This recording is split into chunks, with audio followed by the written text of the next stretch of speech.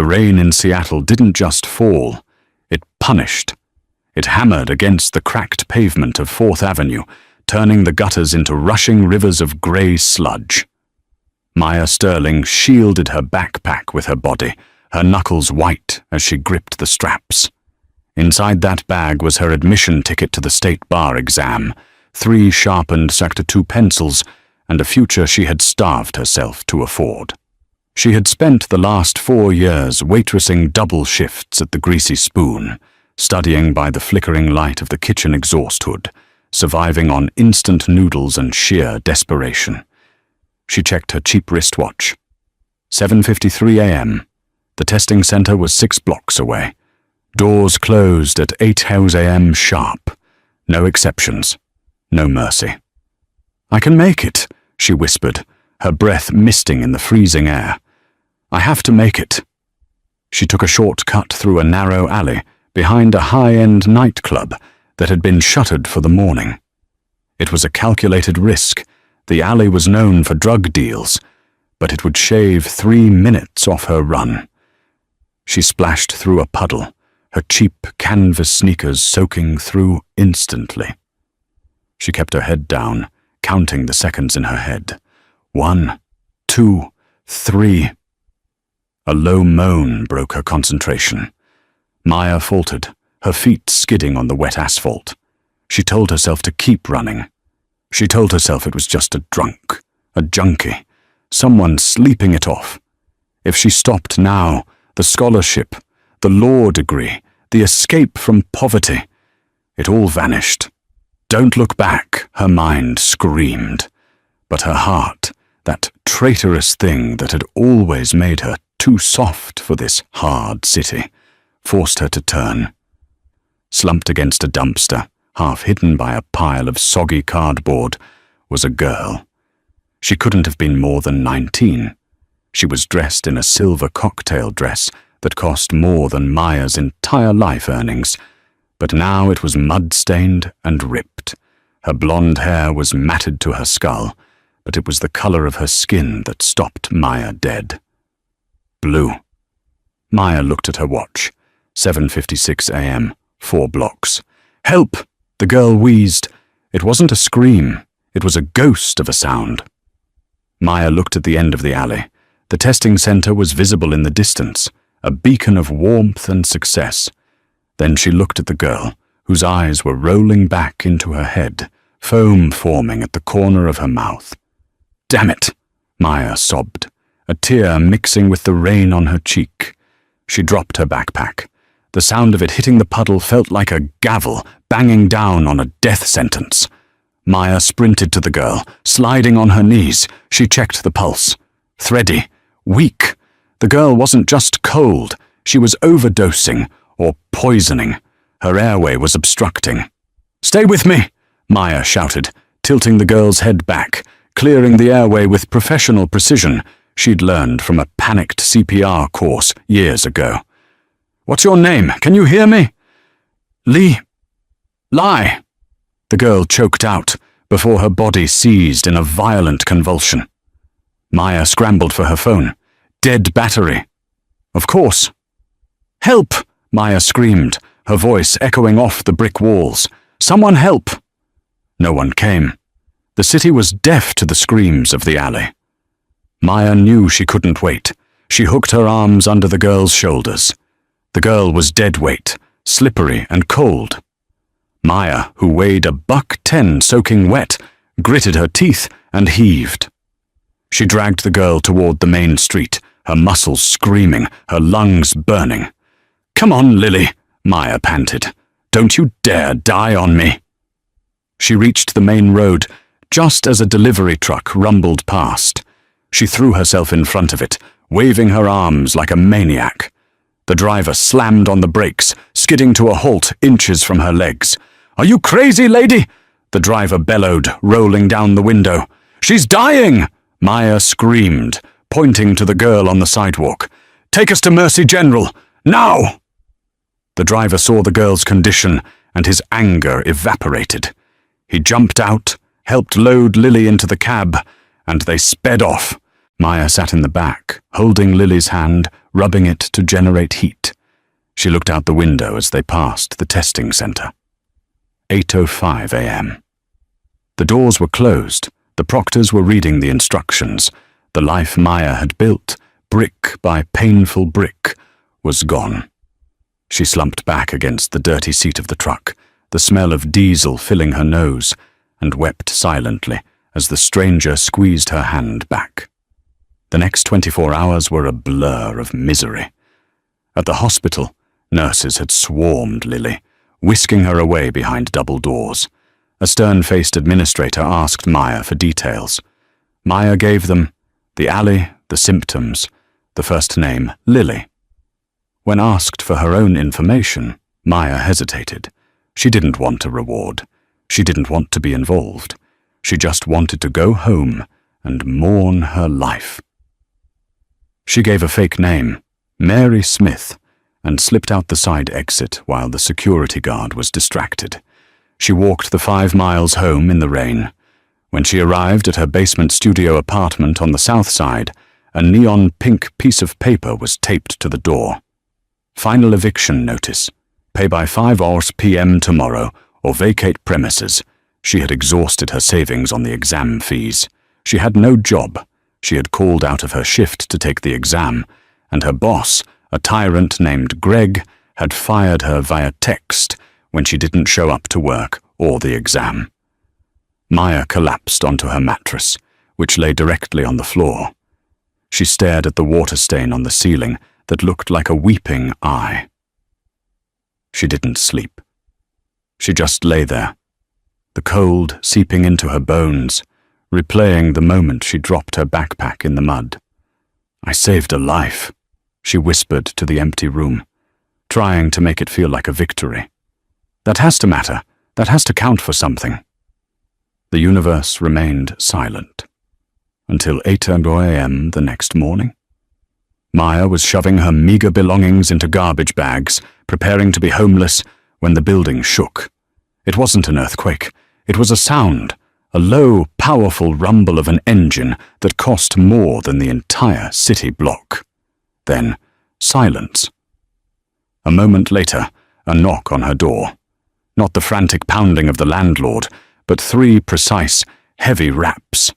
Maya wiped her eyes, pulled on her oversized grey hoodie, and opened the door a crack. Standing in the dim hallway was a mountain of a man. He stood 6'5", wearing a charcoal suit that strained against his shoulders. He had a scar running through his left eyebrow and an earpiece coiled behind his ear. "Maya Sterling?" the man asked. His voice was gravel and Russian vodka. Maya's heart hammered. Had she witnessed a crime? Was the girl she saved involved in something illegal? "Who's asking?" "My employer would like a word," the man said.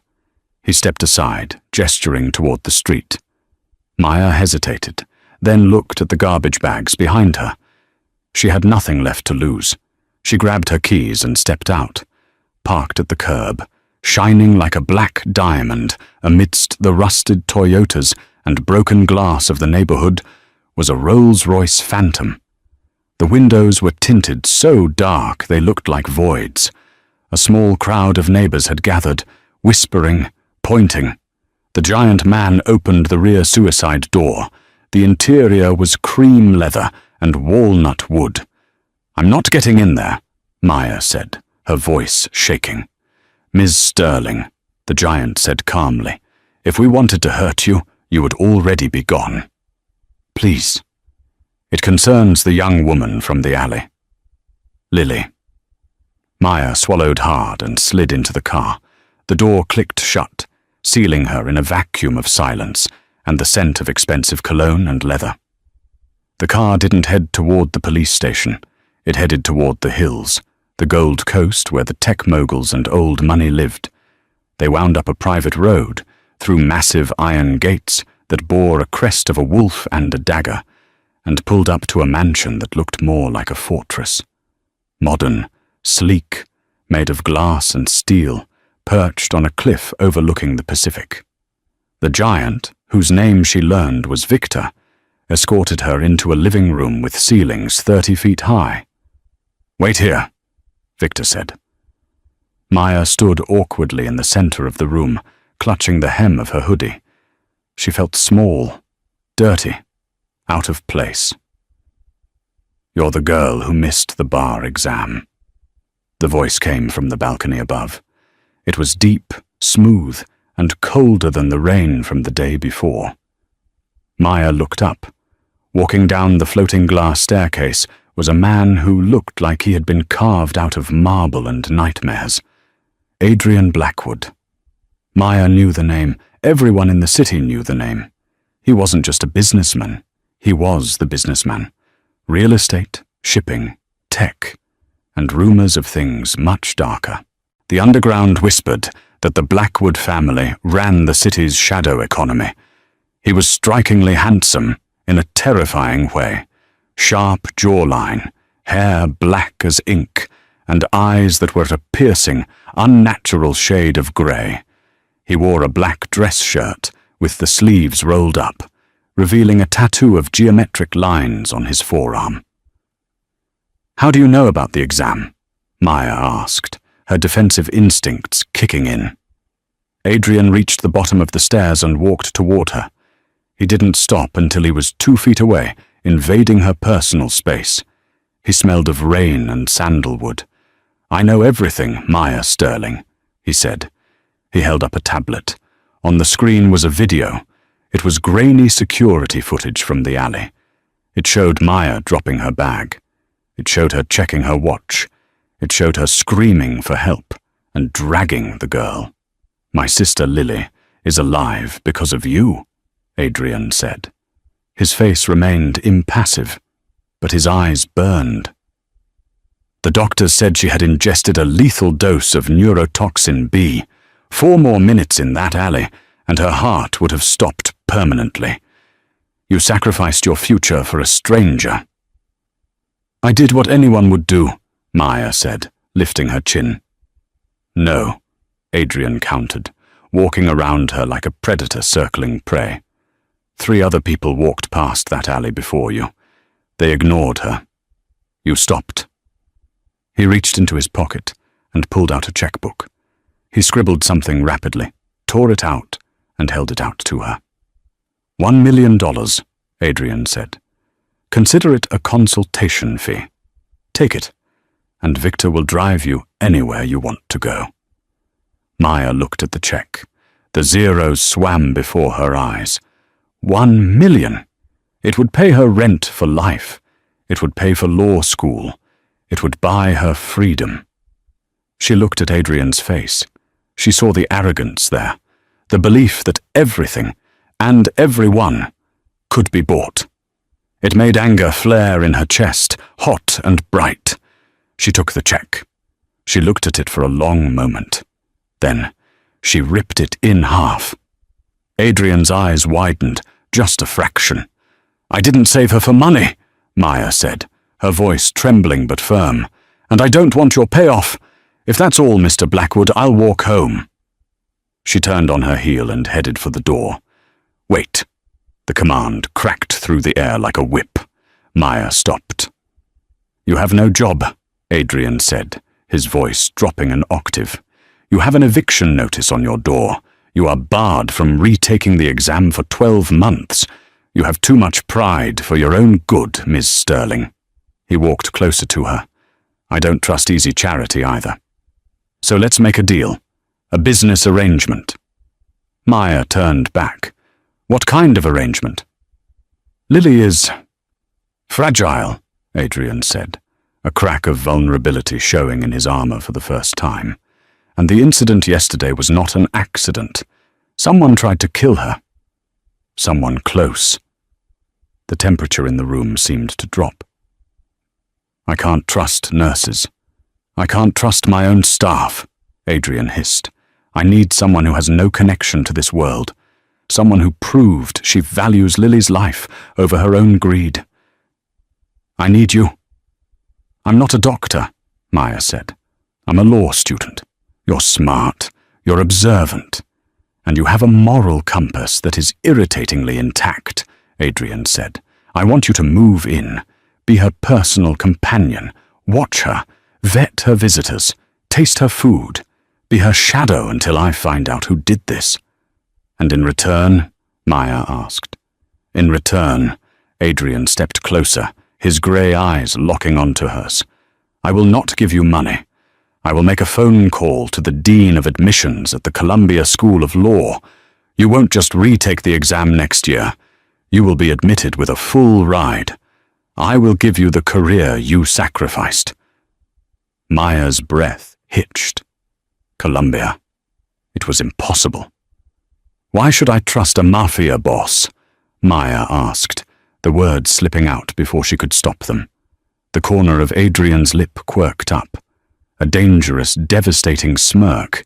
Because, Maya, I always pay my debts, and right now, I owe you a life. Moving into the Blackwood estate was like moving into a museum that was also a prison. Maya was given a suite in the East Wing, next to Lily's room. Her room was larger than her entire apartment building. It had silk sheets, a walk-in closet filled with clothes that fit her perfectly, which was terrifying. How did they know her size? And a balcony overlooking the cliffs. But she wasn't there for the luxury. On her first night, Adrian called a family dinner. This was the test. The dining room was dimly lit by a massive crystal chandelier. The table was long, made of mahogany. At the head sat Adrian, looking like a king on a dark throne. To his right was Lily, who was pale and shaky, but alive. She gave Maya a weak, grateful smile when she entered. To Adrian's left sat Uncle Dmitri.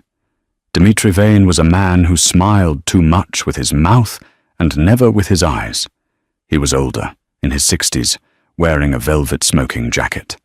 He was Adrian's advisor, the man who had run the family business before Adrian came of age.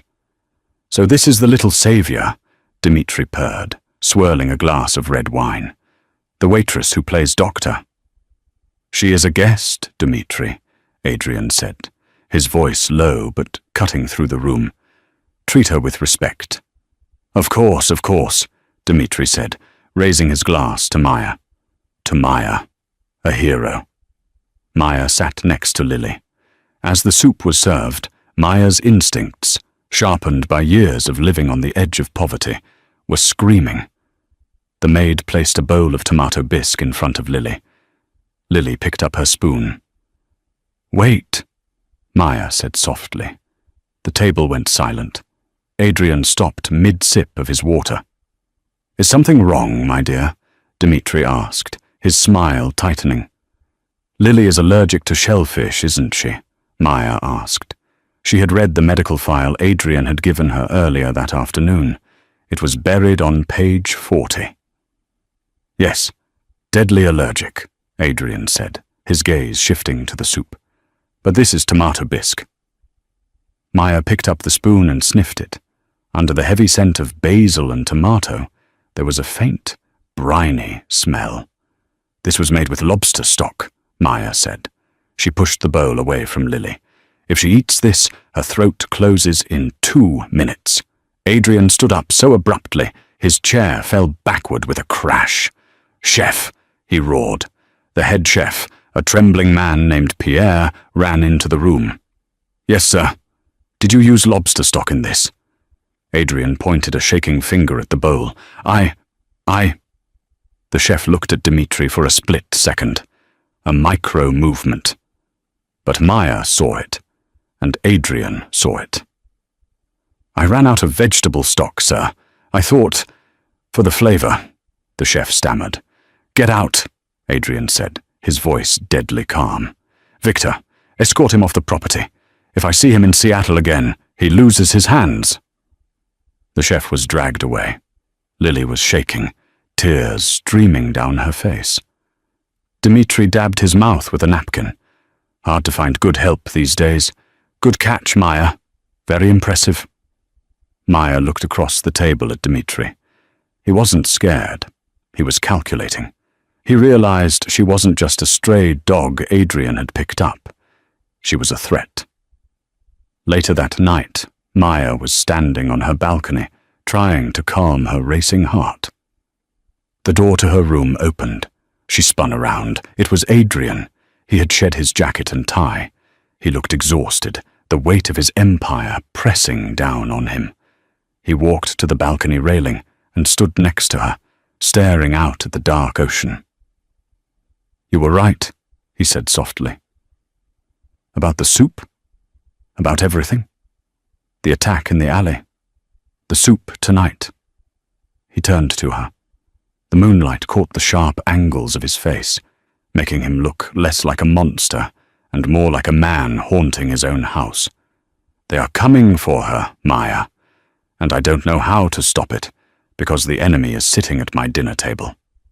"It's your uncle," Maya whispered. I saw him look at the chef. "I know," Adrian said. He gripped the railing until his knuckles turned white. "But Dmitri is powerful. Half the board of directors is loyal to him. If I move against him without absolute proof, I start a civil war within the family. I need evidence, hard, undeniable evidence." He turned his body toward her, closing the distance. The air between them crackled with a sudden, intense electricity. "You saved her again tonight," Adrian said. His hand came up, hovering near her face, almost touching her cheek. "I promised you a career, Maya, but I'm starting to think I might owe you much more than that." Maya's breath caught in her throat. He was dangerous. He was a criminal. He was everything she should hate. But in that moment, looking into his storm-grey eyes, she didn't feel fear. She felt a magnetic pull that was terrified her more than any gun. "I'm just doing the job," she breathed.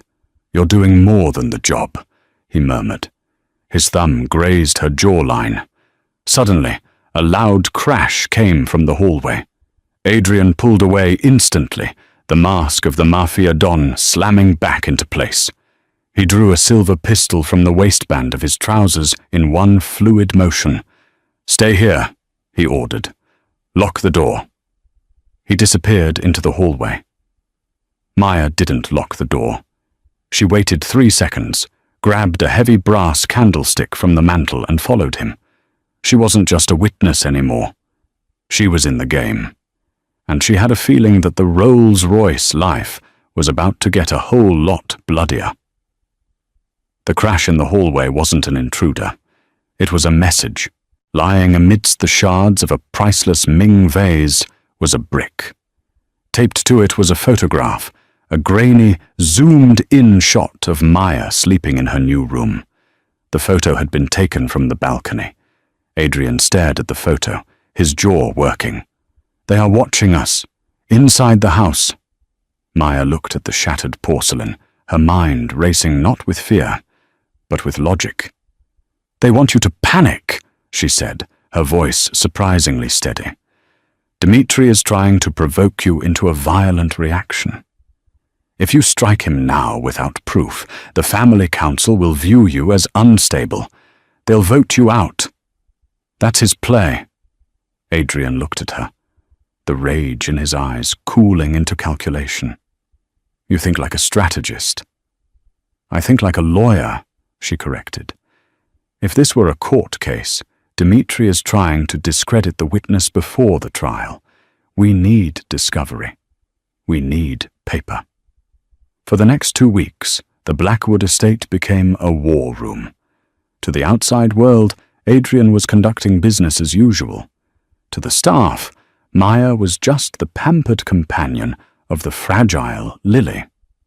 But at night, inside Adrian's soundproofed study, they worked. Maya pored over the Blackwood shipping manifests, financial statements, and tax records. It was tedious, mind-numbing work, but Maya had an eye for patterns. She found anomalies in the fuel costs for the shipping fleet, payments going to a shell company in the Cayman Islands called Cerberus Holdings.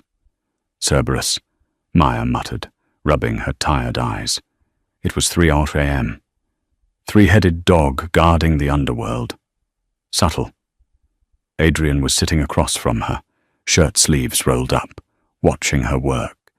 He had been watching her for an hour, fascinated not just by her intellect, but by her resilience. "Dimitri owns Cerberus," Adrian said, "but we can't prove it. The ownership is buried under 5 layers of LLCs. "I can prove it," Maya said, tapping the screen. "Look at the authorization signatures on the fuel receipts. They are digital stamps, but look at the timestamp metadata." She spun the laptop around. "The authorization for the transfers happens every Tuesday at 9 a.m. Where is Dimitri every Tuesday at 9 a.m.? Adrian's eyes narrowed. "He has a standing appointment at the Vane Gentlemen's Club downtown, a private room, no electronics allowed." "Exactly," Maya said, a triumphant smile lighting up her face. "He's not doing it digitally. He's doing it physically. He's signing a physical ledger or using a hard-line terminal inside that club to bypass your cybersecurity. The evidence isn't in the cloud, Adrian. It's in that club." Adrian stood up, pacing.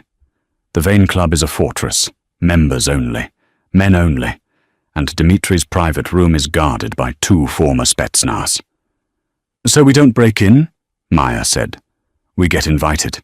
"Impossible." "Not impossible," Maya countered. "Next Saturday is the Founders' Ball at the club. Wives and mistresses are allowed. You're a member." "Take me." "It's too dangerous," Adrian said immediately. "If Dimitri catches you sniffing around his office—" "He won't catch me," Maya said, standing up to meet his gaze. "Because he thinks I'm just a charity case, a waitress. He underestimates me. That's our weapon." Adrian walked around the desk. He stopped inches from her. The air in the room grew heavy again, charged with the unsaid. "You are not a waitress, Maya," he said, his voice rough. "You are the most formidable woman I have ever met." He reached out, tucking a stray lock of hair behind her ear. His fingers lingered on her neck. Maya leaned into his touch, her heart pounding against her ribs. "If we do this," Adrian whispered, "you need to trust me completely. If things go wrong, I will burn that building to the ground to get you out. Do you understand?" "I trust you," she whispered back. He leaned down. His lips brushed hers, a feather-light contact that sent a shockwave through her body. It wasn't a ravishing kiss. It was a promise, a seal on a pact. "Then let's go hunting," he said. The Vane Gentlemen's Club was a relic of a bygone era, dark mahogany, smell of cigar smoke, and the murmur of old money-making illegal deals. On the night of the Founders' Ball, the club was transformed. Chandeliers sparkled, a string quartet played Mozart, and the city's elite mingled with champagne flutes. And then Adrian Blackwood entered. The room went quiet. He wore a tuxedo that fit him like a second skin. But all eyes were on the woman on his arm. Maya wore a dress of blood-red silk. It was backless, with a slit that ran up her thigh, and it moved like liquid fire. She wore diamonds around her neck, a gift from Adrian, that cost more than the neighborhood she grew up in. She didn't look like a poor student. She looked like a queen. "Keep your breathing steady," Adrian murmured in her ear as they descended the stairs. "Victor is by the north exit. I will distract Dimitri near the bar." "And the office?" she asked, keeping a plastered smile on her face. "3rd floor. Keycard access. I lifted Dimitri's master pass from his jacket when he arrived. I'll slip it to you when we dance." It was a heist straight out of a movie, but the sweat trickling down Maya's back was very real. They moved through the crowd. Dimitri was there, holding court near the fireplace. When he saw them, his eyes lingered on Maya, not with attraction, but with suspicion. "Adrian," Dimitri boomed, spreading his arms, "and the little nurse, you clean up well." "She cleans up better than your conscience, uncle," Adrian said with a cold smile. Dimitri laughed, but the sound didn't reach his eyes. "Enjoy the party. It might be the last one for a while. The threat was veiled, but clear. Adrian led Maya to the dance floor. As the orchestra swelled, he pulled her close. His hand on her waist was firm, protective. "He knows something is up," Adrian whispered. "He's paranoid," Maya replied. "Spin me." He spun her. In the blur of motion, he pressed a cold plastic card into her palm. Maya palmed it instantly. "Go now," he said. "I'll cause a scene." Maya slipped away from the dance floor, heading toward the ladies' room. Once out of sight, she kicked off her heels and sprinted toward the service stairwell. She climbed to the 3rd floor. Her heart was a jackhammer. She swiped the card. Click. The heavy oak door to Dimitri's private suite opened. The room was filled with hunting trophies, stuffed lion heads and bear skins. It was grotesque. Maya went straight to the wall safe behind the painting of a ship. Adrian had told her the combination. Dimitri's mother's birthday. Right 12, left 04, right 28. The safe clicked open. Inside, there was no money, just a single, thick, black ledger. "Gotcha," Maya whispered. She grabbed the book. She turned to leave. The door handle turned. Maya froze. There was nowhere to hide. The desk was too open. The curtains were sheer. She did the only thing she could. She threw the ledger behind a row of encyclopedias on the bookshelf and sat on the edge of the desk, crossing her legs, trying to look bored. The door opened. It wasn't Dimitri, it was Leo, Dimitri's head of security, a man with a neck as thick as a tree trunk. He stared at her. "Ms. Sterling, you're far from the party." "I was looking for the powder room," Maya lied smoothly. "I got turned around. This place is a maze." Leo didn't blink. "The powder room is on the 1st floor. This is a restricted area." He walked toward her. He saw the open safe. His hand went to his holster. "You shouldn't be here," Leo growled. Maya didn't scream. She grabbed a heavy crystal decanter of whiskey from the desk and swung it with all her might. Crash. The glass shattered against Leo's head. He stumbled back, roaring in pain, blood blinding him. Maya grabbed the ledger from the bookshelf and ran. She bolted past him, out the door, and into the hallway. "Stop her!" Leo screamed into his radio. The alarm began to blare. Maya took the stairs 3 at a time. She burst into the ballroom, breathless, the black book clutched to her chest. The music stopped. Everyone turned. Adrian saw her. He saw the blood on her hands. From the glass, he saw the book.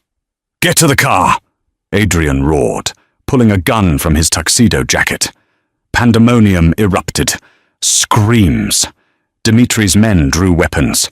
Victor appeared from the shadows, firing 2 shots into the ceiling to create chaos. Adrian grabbed Maya's hand, and they ran. Bullets chipped the plaster of the walls around them. They burst out the front doors into the cool night air. The Rolls-Royce screeched to the curb, rear door already open. They dove inside. "Go! Go!" Adrian shouted at the driver. As the car peeled away, tires smoking, Maya slumped against the leather seat. She was shaking uncontrollably. Adrian pulled her into his arms, checking her for injuries. "Are you hit? Are you hurt?" "I'm fine," she gasped, holding up the black book. "I got it. I got the ledger." Adrian looked at the book, then at her. He grabbed her face and kissed her, hard, desperate, full of adrenaline and fear. "You crazy, brilliant woman," he breathed against her lips. "You did it." But the victory was short-lived. Maya's phone buzzed, a text message. She looked at the screen. Her blood ran cold. It was a picture of Lily. She was tied to a chair, a piece of duct tape over her mouth. The text read, "Bring the book to the docks. Warehouse 4. 1 hour, or the sister dies." The drive to the docks was silent. The air in the Rolls-Royce was thick with the scent of doom. Adrian was reloading his weapon, his movements mechanical. "I should have known," he said, his voice devoid of emotion, which was terrifying. Dmitri knew we would go for the ledger. He used the gala as a distraction to get to Lily. He bought off the guards at the house. "We can't give him the book," Maya said. "If we give it to him, he destroys the evidence, kills Lily, and kills us. It's his only leverage." "I don't care about the evidence," Adrian snapped, slamming his fist into the seat. "It's my sister, Maya." "I know." Maya grabbed his hand. "But think, Adrian. You're the king of the city. Act like it. If we walk in there with just the book, we lose. We need insurance." "What kind of insurance?" Maya looked out of the window at the passing streetlights. "We call the one group Dmitri hates more than you." "The feds?" Adrian scoffed. "They'll arrest me, too." "Not if you give them a bigger fish," Maya said. "You give them Dmitri. You give them the ledger. But we don't give it to them now. We live stream it." Adrian looked at her. "Explain." "We go into the warehouse. I hold the book. I set up my phone to stream the audio to a secure server, maybe a contact at the Times or the FBI tip line. If Dmitri admits to the crimes, or if he kills us, it goes public instantly. It's a dead man's switch." Adrian stared at her. "You are willing to risk your life for this family?" "I'm already in the family, aren't I?" she asked softly. Adrian squeezed her hand. "Until the end." Warehouse 4 was a cavern of rusted metal and shadows. The smell of sea salt and rotting fish hung in the air. Adrian walked in first, hands raised. Maya followed a step behind, clutching the ledger. In the center of the room, under a single hanging bulb, sat Lily. A man held a gun to her head. Dmitri stood in the shadows, smoking a cigarette. "Welcome to the family reunion," Dmitri sneered. "I see you brought my property." "Let her go, Dmitri," Adrian said, his voice echoing. "You want the book? Here it is." "First the book," Dmitri said. "No." Maya stepped forward.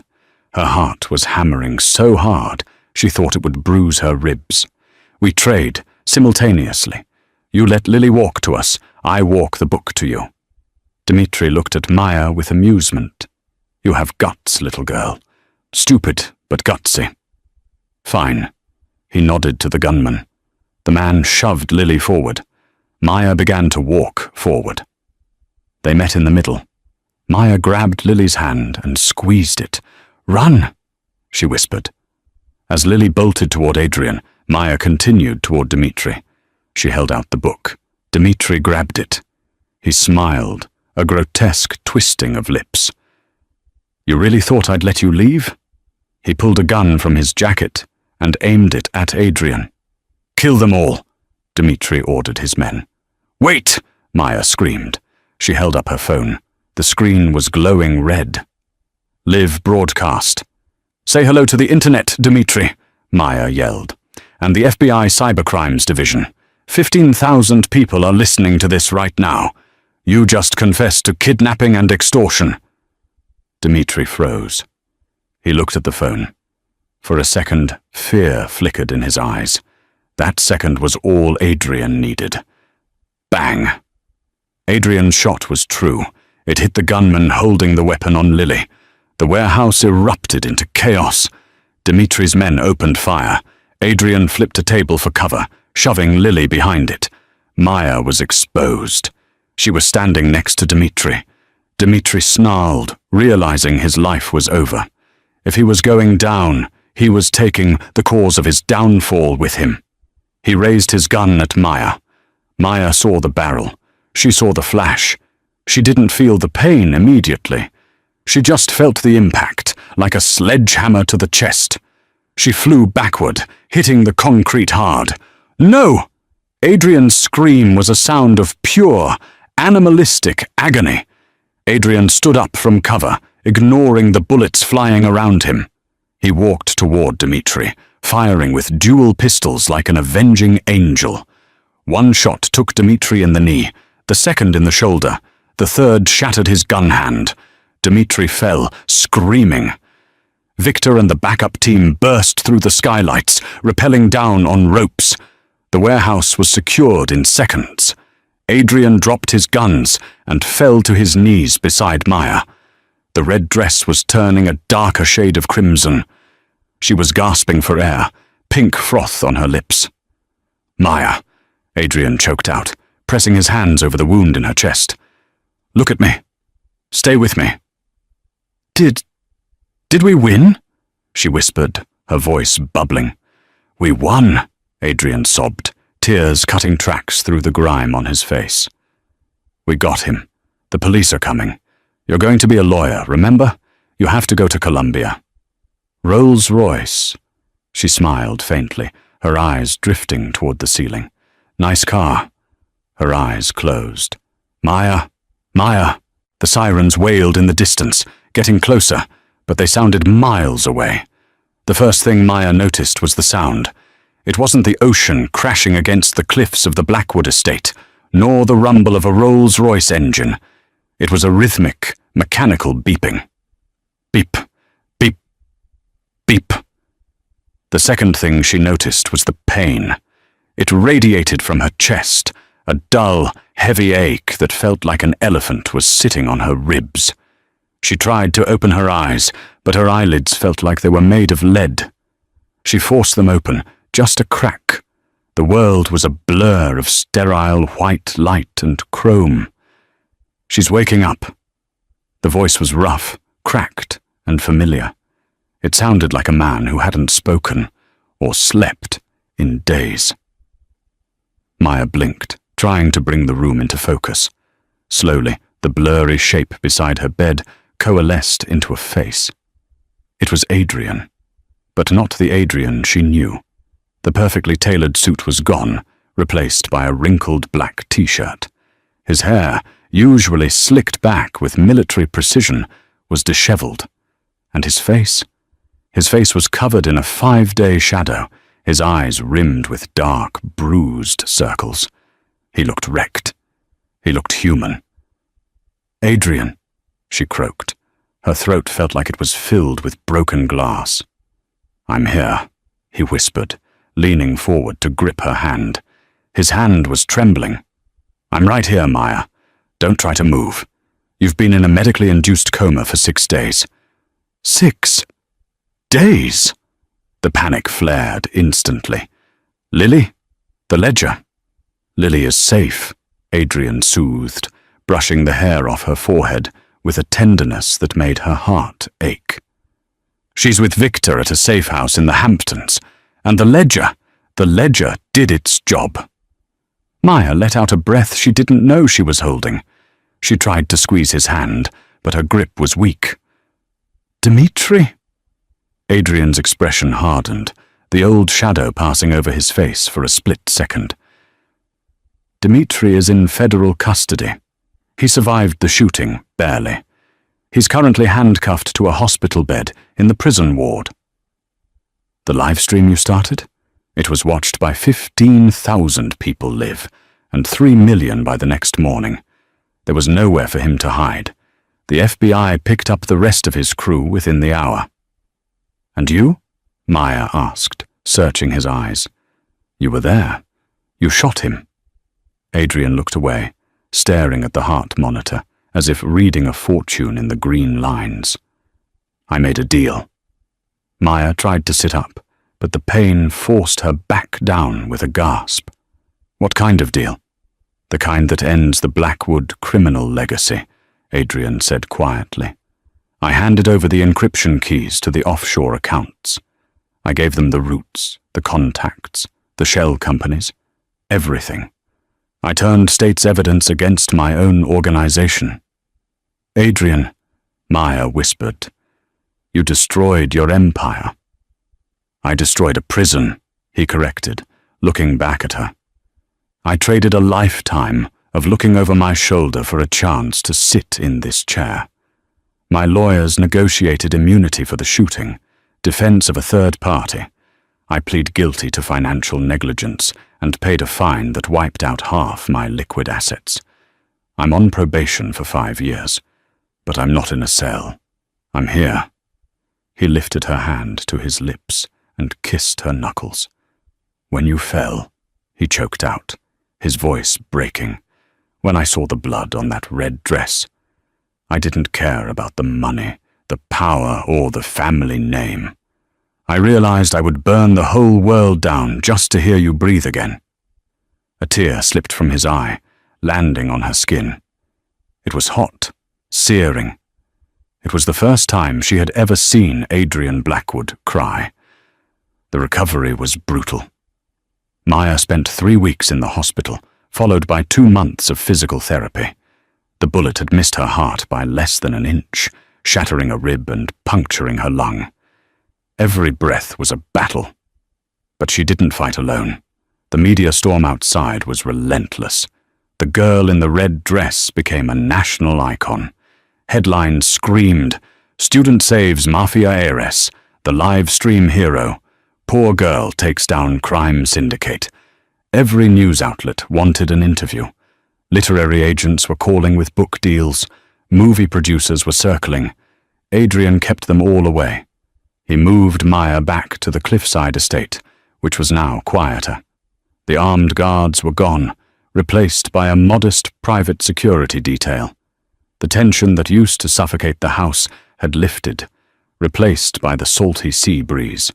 One rainy Tuesday in November, Maya was sitting in the library, staring at the rain lashing against the floor-to-ceiling windows.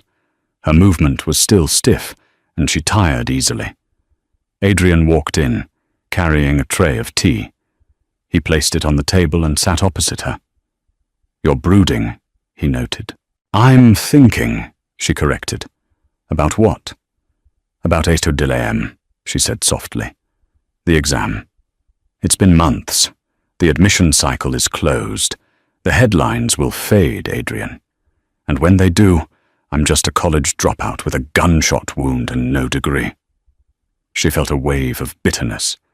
She didn't regret saving Lily, never that. But the loss of her dream was a phantom limb she couldn't ignore. She had fought so hard to escape poverty, and now she felt like a charity case in a rich man's house. Adrian stood up and walked to the bookshelf. He pulled down a thick, cream-colored envelope and tossed it onto her lap. "I told you I always pay my debts," he said. Maya picked up the envelope. It was heavy. The return address was embossed in gold. Columbia University School of Law, Office of the Dean. Her hands shook as she tore it open. "Dear Ms. Sterling, in light of the extraordinary circumstances surrounding your absence from the Washington State Bar exam, and upon review of your undergraduate records and the personal recommendation of District Attorney Marcus Thorne," Maya looked up, eyes wide. "The District Attorney? The man who was trying to put you in jail?" "He owes me," Adrian shrugged. "I made his career by handing him Dmitri. I asked for one favor in return." She looked back at the letter. "We are pleased to offer you admission to the Juris Doctor program for the spring semester. Furthermore, an anonymous donor has established the Sterling Scholarship in your name, covering full tuition, room, and board for the duration of your studies." Maya read the letter twice, then a third time. Tears blurred her vision. It wasn't just a second chance, it was a better chance. Columbia was Ivy League. It was the pinnacle. "You did this," she whispered. "You did this," Adrian said firmly. "You showed the world what kind of person you are. I just made sure the right people were watching." Maya stood up, ignoring the twinge in her chest, and threw her arms around his neck. Adrian caught her, holding her carefully, as if she were made of glass. "Thank you," she sobbed into his shoulder. "There is one catch," Adrian said, pulling back slightly to look at her. Maya wiped her eyes. "What?" "Columbia is in New York," he said. His face was neutral, unreadable. "My probation requires me to remain in Washington State for the next 12 months. I can't leave the jurisdiction without a federal judge's approval." The air left the room. "So," Maya said, her voice trembling. "I go alone." "You have to go," Adrian said. "It's your dream, Maya. You can't stay here in this house, haunting the hallways, wondering what if.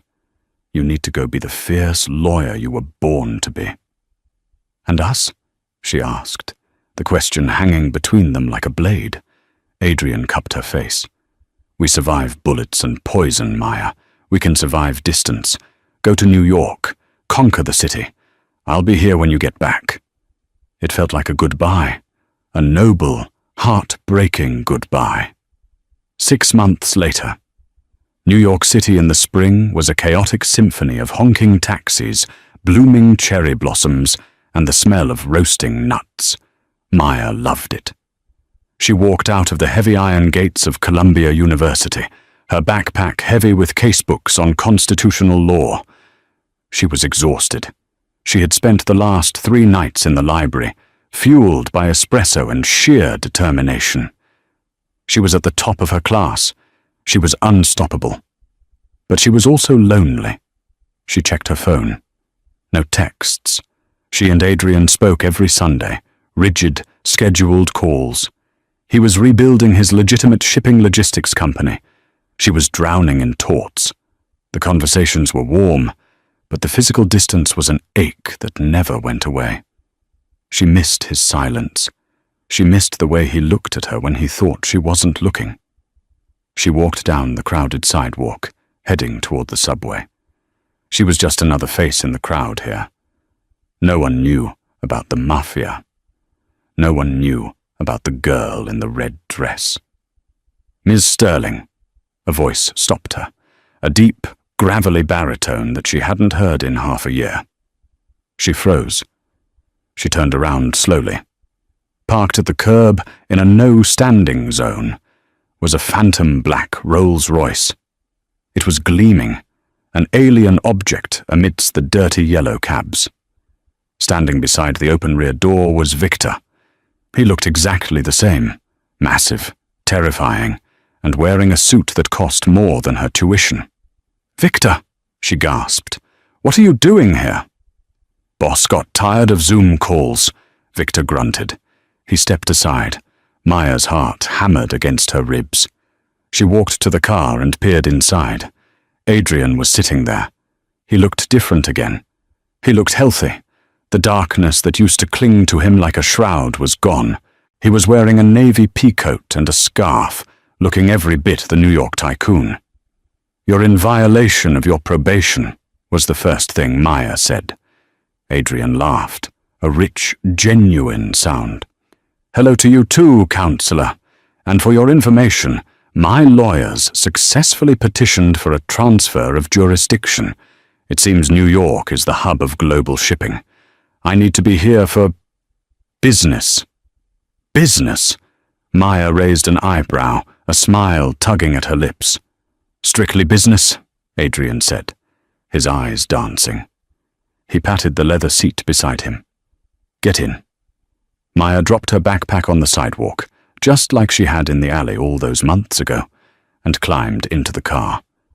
As soon as the door clicked shut, shutting out the noise of the city, Adrian pulled her into a kiss that stole her breath away. It was desperate and hungry, erasing 6 months of separation in 6 seconds. When they finally broke apart, Adrian rested his forehead against hers. "I bought a place," he murmured. "Upper East Side, 5 bedrooms, a library with a rolling ladder, and a very high-tech security system, just in case." "You moved here?" Maya asked, breathless. "For me. I couldn't sleep in Seattle," he admitted softly. "It was too quiet without you." He reached into his pocket. Maya expected a ring box. Instead, he pulled out a single golden key. "I don't want you to be my guest, Maya," he said, his voice serious. "I don't want you to be my employee, or my savior, or my charity case. I want you to be my partner. In everything. The lease is in both our names. The company has a position open for legal counsel, once you pass the bar, of course." Maya took the key. It felt warm in her hand. She thought back to that rainy morning in Seattle, the choice she made in 7 minutes. She had thought she was throwing her life away. She had been so wrong. She hadn't thrown it away. She had traded it for something she never knew existed. "I have finals in 2 weeks," she warned him, grinning. "I'm going to be a nightmare to live with. Stress eating, pacing at 3 a.m., reciting statutes in my sleep." "I look forward to it," Adrian said. He tapped on the glass partition. "Victor, take us home." The engine purred to life, a low, powerful rumble. Maya leaned her head on Adrian's shoulder as the Rolls-Royce pulled into the traffic of Broadway. She watched the city pass by through the tinted glass, the lights blurring into streaks of gold. She had missed her exam, but she had passed the test. "Where are we going for dinner?" she asked. Adrian smiled, interlacing his fingers with hers. "Somewhere with no lobster bisque." Maya laughed, the sound bright and free. The car sped up, carrying them not away from danger, but toward a future that was finally, truly theirs. Maya Sterling started with nothing but a missed exam and a broken heart. She ended up with a law degree, an empire, and a love worth dying for.